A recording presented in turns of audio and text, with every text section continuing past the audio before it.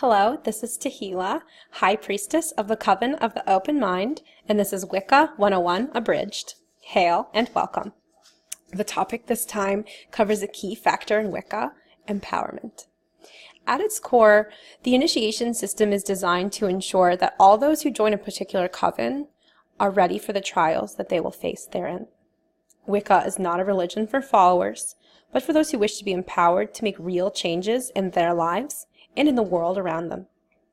Wiccans do not wait for permission from other people or from deities before taking action.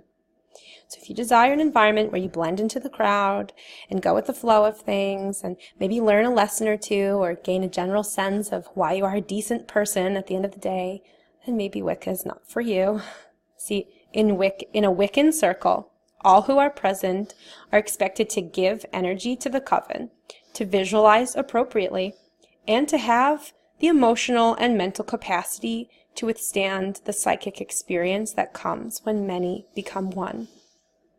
All in the right are expected to find meaning in the working, not to wait for meaning to come to them. And this Wiccan concept of empowerment, it really doesn't come from a place of vanity or ego. Wiccans do not believe that they are gods. They do believe in inner divinity, like a divine spark that you can find in many other religions. But they don't believe that they are gods. Wiccans believe that there are higher planes of existence, and on these planes there is consciousness, just like there is here. The higher planar consciousness, though, is of a different nature, being that it is unembodied, where embodiment is the state of having a literal flesh and bones body, being a meat bag. Higher planes are scientific in nature, existing not in some separate abstract place, but everywhere, within everything, buried deep within the universe as a property of space-time itself.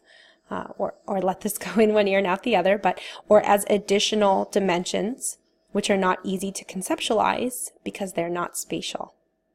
So then, what does the concept of empowerment really mean?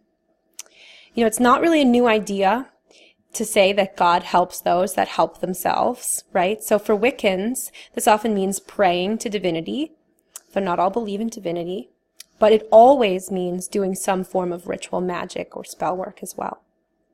Oftentimes, divine energy will be invoked during this process, while within sacred space, of course. This means that they're not just communing with the energy, which would be like sympathy, like knowing what the energy is doing, knowing what someone's feeling, right? Invocation is more like empathy, actually experiencing the sensation of being a god. Not because you believe you are one, just because you believe that inner divine spark can reach out and experience divinity in some, non-physical, non-tangible way that has real effects on you and can really change you. The invocation of energy is thought to permanently alter you in some way. That's the whole point of ritual, is to transform yourself. It's a very powerful tool for growing to be more divine in nature. And when the changes are done, you're now able to generate magic and energy in a whole new way. So spell work is really the way that witches can take matters into their own hands. Now, spellwork actually just fits into one of a few broad magical categories, which are essentially just different ways to approach problem solving, in your own life. One of these categories is the use of herbs. These have certain effects on the physical body. They can help to heal or to enter an altered state of mind, allowing for transcendent psychic experiences. Herbs are primarily used to treat physical ailments or metaphysical issues like blocked chakras. Herbs to heal the body, spells to make the spirits whole, as the old adage goes. This is the reason why most witches are still very much in favor of seeking medical assistance with physical ailments. You're not going to find a whole lot of witches that tell you not to do the cancer treatment or something like that. Another category of magic is that of spells. So these are used to mend the soul, and occasionally also the metaphysical form. There's certain kinds that are for healing, like Reiki, for instance. Much like the concept of soul food, spells function by providing for necessary faculties and comforts within the mental and metaphysical selves. And this allows for any abnormalities in your psyche to return to normal, or for the transformation of self into a more desired state past normal to something better, depending on the intent of the spell. Magic is therefore your ability to align your physical and emotional selves with divinity. When you are properly aligned, you become more effective at making the choices and actions required of you to bring about the change that you would want to see in the world. It just makes it easier to act. The commitment must still be there, and we'll talk about this again more when we talk about spells specifically. So witches are also trained through witchcraft to evoke energy, which is another form of spell work. This means generating your own energy, setting it out into the world at large. Sometimes it might be a blend of energies that are borrowed from other places. Sometimes it's all from oneself.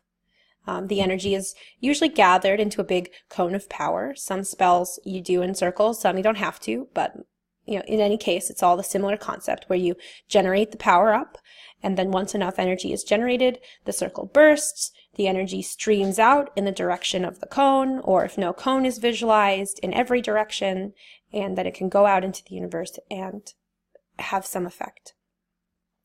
So Wiccans do believe that they are making a direct difference with magic, but most also believe that they are making a difference through petition of deity. And this is because most Wiccans view deity as having like the ultimate trump card, the ace up their sleeve. They would say that your effectiveness is tied to your ability within the craft, of course, but also to your connection with divine energy or with higher planar energy. Not all believe this, but most within Wicca probably do. So Wiccans are empowered to do magic, to alter themselves, and to put as much time as is required into something until they start to see the results they need to see. Wiccans do not sit around waiting for blessings to come to them in time, though many do still give offerings to the gods, as like I said, it's important that you are kind of aligned with deity and what deity wants, since deity has that ultimate trump card, It's said in the craft that there's always a process. So most believe, as I said, that at times the gods may simply say no, causing a witch to reassess the approach that they're taking and maybe consider if there is not a better way to go about doing things, to go around that block that's being caused by the disconnect between what they want and kind of what deity wants for them. But there's always a process, so if that does happen, find another process and work on that instead. So in many ways, the titles that we've discussed in previous videos of traditional witchcraft are meant to help reinforce this sense of empowerment. Titles are not meant to seem like achievements or hierarchies of some kind. They're not things to check off a list. Rather, they are meant to simply denote what one is capable of in terms of what they have, what they're literally self-empowered to do through study and practice of ritual magic. For instance, the high priestess, doesn't lead the ritual just because she has the highest title in the coven. She leads the ritual because she spent years practicing the skills required to be capable of leading a ritual, at the level that she can. It's not that no one else in the coven is qualified or allowed to conduct ritual on their own. In fact, the high priestess may at times step aside and allow others to take the lead in ritual, especially for teaching purposes. Everyone within the coven is often expected to be capable of conducting ritual in their own private time. So this is when members are expected to kind of work on themselves and their own improvement. And so for this reason, leaders of covens do not typically view themselves as being better than those of lower degrees or those with fewer experiences. Obviously, there are exceptions to this, and some people go mad with power, or more likely mad with doing dangerous techniques unsafely, which is quite common, which is why I cannot stress enough to be safe. But really, most Wiccan leaders simply treat others as those who are still working on their own paths, who will one day be at the same level as themselves. The degree level is therefore kind of a very personal measure of spirituality and growth, and not one meant to be paraded around or abused. Titles are not meant to be compared between people. One person may learn faster than another.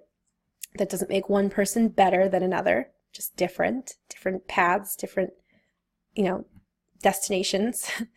So the degree level should, in theory, directly correlate with the ability of each member to handle their own personal issues and hang-ups, so that when they come into circle, they can bring with them only that energy and that attitude which befits their station. Kind of like a check your ego at the door type of deal, right? Because the title is a part of the divine persona, which is not related to ego. It's your divine spiritual identity. So if Wicca still sounds like a good fit for you, then be bold. Stand fast in what you believe and focus on finding practices which enable you to flourish. Achieve a state of inner peace, and then focus on giving back to others.